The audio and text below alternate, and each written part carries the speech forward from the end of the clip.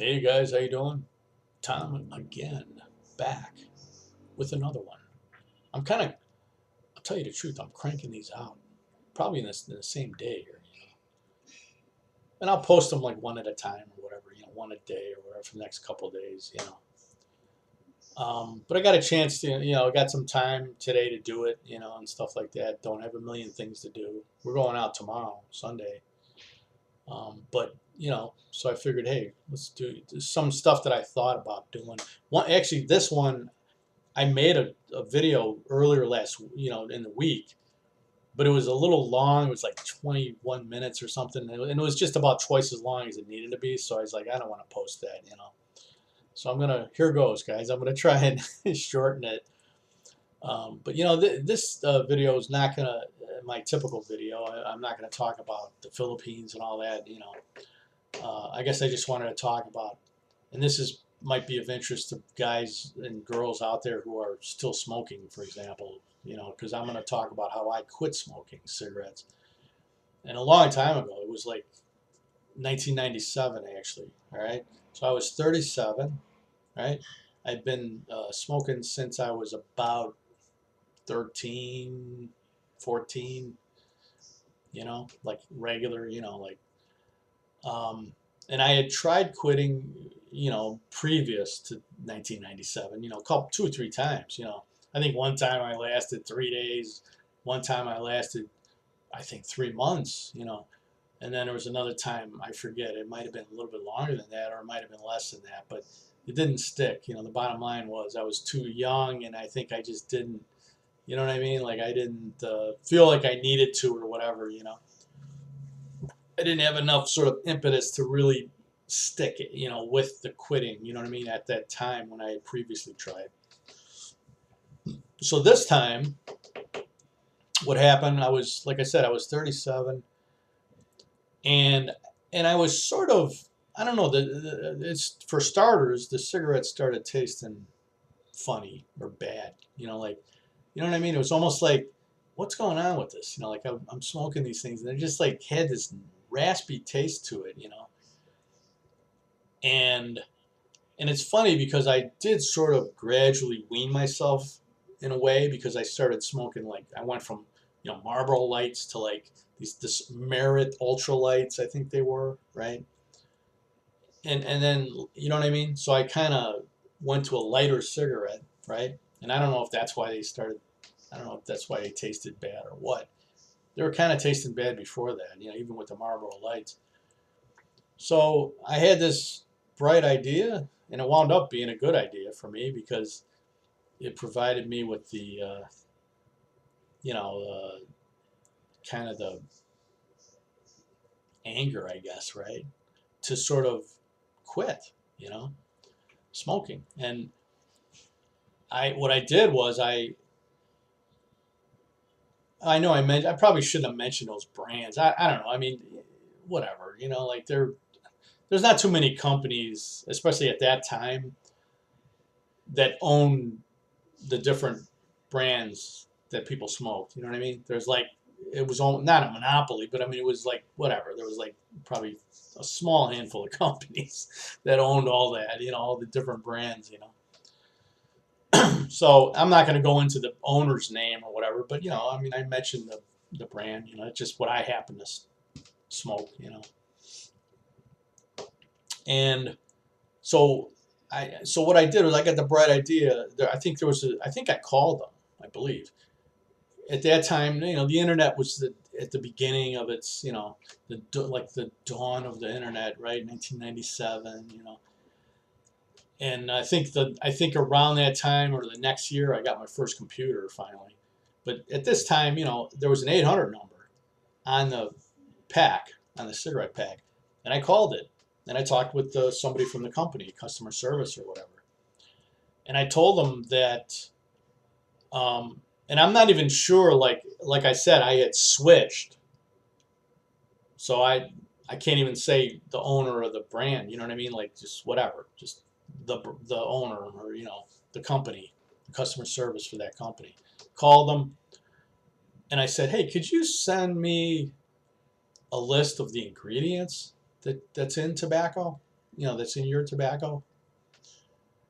And they said, yeah, we could do that. I was kind of surprised, like, okay, great. And they said it'd take about 4 to 6 weeks. You'll get it in the mail, in 4 to 6 weeks. So I was like, okay, cool. So sure enough, about a month later, I got this mail from the company, and it was kind of thick, you know what I mean? Like the letter, it was like a letter size, but I mean, it was kind of thick, it was folded, obviously. And man, I opened it up, and I'm like, there was like at least 4 pages of ingredients. Well, guess what? Guess how many ingredients there were? Like 600. Okay, and these ingredients were like most of these words of these ingredients were a mile long. Like chemicals. And I'm just like, are you kidding me? Like I actually got pissed off. You know what I mean? At the tobacco companies, all of them. Because they're all the same. You know what I mean? Like they were all probably had the same, no matter what brand it was, you know what I mean, you would have had the same outcome here as far as ingredients. And I'm thinking to myself, it's already like, even if the tobacco was just pure tobacco, right? Like with no added anything, it's still not going to be, it's not good for you, right? Because, you're burning it, you're putting smoke in your lungs, and then you're blowing it out, consistently, like, thousands of times, in your lifetime or whatever, when you're smoking over a period of several years. So it's not good for you, right? Even just regular tobacco. And then here I'm thinking to myself, and they're throwing chemicals on top of that, Now, who knows? I don't know how they grow this stuff, right? Like maybe it's insecticide stuff, maybe, but I'm just thinking 600 chemicals. I couldn't get it out of my head. I was like, are you kidding me, man? So you're really trying to kill me. You know what I mean? Like, it's bad enough the product's gonna kill, most people, you know what I mean, that do it over a, really long period of time, right? But then it's like you're throwing chemicals on top of it, like, and then some of these chemicals, are they sort of like nicotine, or where they make it more addictive, or is it just, you know, uh, you know what I mean, to keep the bugs off of it when they're growing it, you know what I mean? So I'm just like, and that was like the last straw, man. I was just like, this is crazy, and that really led to me quitting, for good, you know. And I remember when I quit, the day that I quit, I was driving to this little par 3 golf course that was outside of Chicago, like right outside, actually, one of the near north suburbs. Just a little par 3 course, nothing expensive or fancy. We didn't go to those places. We weren't that good. You know what I mean? But I would go with my dad and my brother. At that time, and I remember just driving there. I was almost there, and I would, in driving in my car, I had that last cigarette, and I flicked it out the window, and I just was like, you know what? That's it. That's my last cigarette, man. Like that's it. I'm done. And that was true. It was my last cigarette. And for and I will tell you this, right? Like the first 3 days are obviously the toughest, because you still have that nicotine in your system, that physical addiction to cigarettes is still sort of in your circulating in your system. But after 3 days, if you can get past like the first 3 days, it's all mental pretty much. You know, it's at least 90+% mental. So you know what I mean. You get those little triggers, like it's force of habit. Like you would eat breakfast and you would have a cigarette, or eat anything, almost eat any meal. After every meal you had to have a cigarette. After a cup of coffee or during a cup of coffee you'd have a cigarette. When you get in your car you'd have a cigarette. It was just like these little automatic triggers that would happen, when you smoke for several years. Oh, if you had a beer, or if you had a couple beers, oh my God, you could, if you were sitting in a bar or something, and just whatever with your buddies, and you had 4 beers or something like that over 4 hours, you probably had 10 cigarettes in that same 4 hours. Okay, that was a huge trigger. Like alcohol, you know. So when I quit, now luckily I really wasn't ever a big drinker, you know, like I wasn't somebody who, oh, every day or something, you know, I had to drink, or not even close, you know. So that wasn't a huge thing for me, you know. I didn't really have to, especially at that point in my life. I was 37. I wasn't like 23 anymore or whatever, 25 or, you know. So I wasn't really a big partier, you know, that way, you know. And so so for me that wasn't a huge thing, but you know, every time after you eat and coffee and stuff like that, of course, you know, you get in your car and whatever.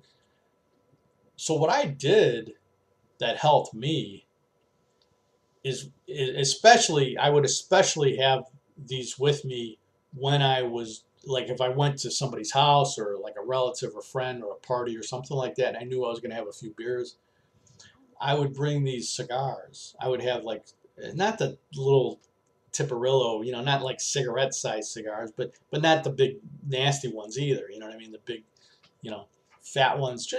There's a medium sized cigars out there. I don't know if they're Grenadiers, if I remember, or might have been the ones, the brand that I had, and they weren't that expensive either.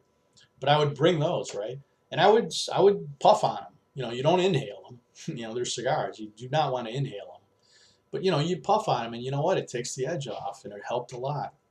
And I did that for whatever, man. I might have done that for 3, 4 years, you know, because I was still pretty young. I was like 37. You know, that's fairly young for, if you look at, there's guys my age that still smoke. You know what I mean? And I'm 62 now. You know, but that's what I did. You know, like that's how I quit smoking. You know, and I will say too, my dad, my father before me, as they say, he also quit. Now he started smoking when he was 18 in the army. When he just mostly when he arrived in the Philippines in World War II at the end of 1944, he started smoking. He didn't smoke like when he was 13 or 14 like I did. You know, he didn't start till he was 18.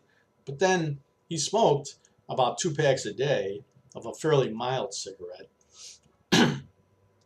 And he quit when I think he was around 65 because he developed, like, I think he had pneumonia or something at the time, and like bronchitis, and you know, and it was one of those things where it really scared the crap out of him, you know. And the doctor said, hey, he said, you know, you one of two things. He said, you keep smoking, you're either going to get lung cancer or you're going to get like emphysema. You know what I mean? Which is, you know, you're going to be carting around an oxygen bottle for the rest of your life, you know.